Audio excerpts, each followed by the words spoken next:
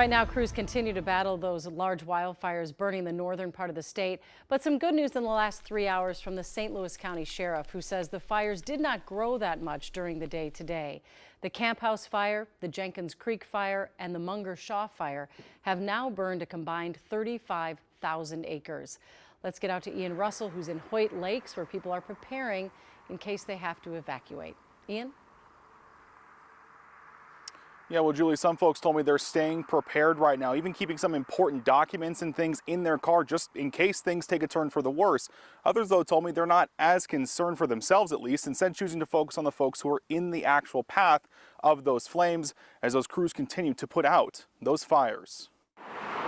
Springtime is near picture perfect in the Northwoods, with views worth stopping for. Thought about driving a little closer to it to get a better view. But adding to the cotton candy skies is a new hue. I'm not worried, but it does make you think. Adding new emotions, not far behind. Scared or worried? Not really, but concerned, sure. For John Norris, You know. fires are a new experience, now creeping closer as the Jenkins Creek blaze draws near. It's God's will.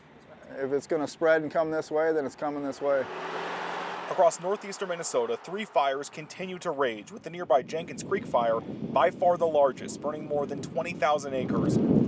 Crews have worked to stop their spread, but as of Wednesday afternoon, 0% have been contained of the 2 largest. The big thing that's been the challenge is the fact that there's multiple fires all at the same time. Micah Bell is now helping oversee things as the fires have gotten larger than local agencies are able to handle. And they did a great job, but sometimes there's just so many fires that everything is stretched thin.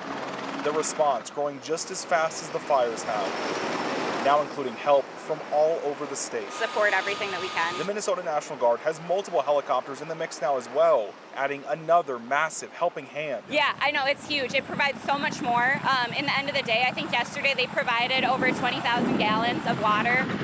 Neighbors helping neighbors as the flames get closer. It's been a huge impact, and it makes us thankful that we're able to help the community by being here. Hoping to get the picture-perfect Northwoods back to normal. Keep all these people that are in the path in their prayers, and hopefully it all goes okay.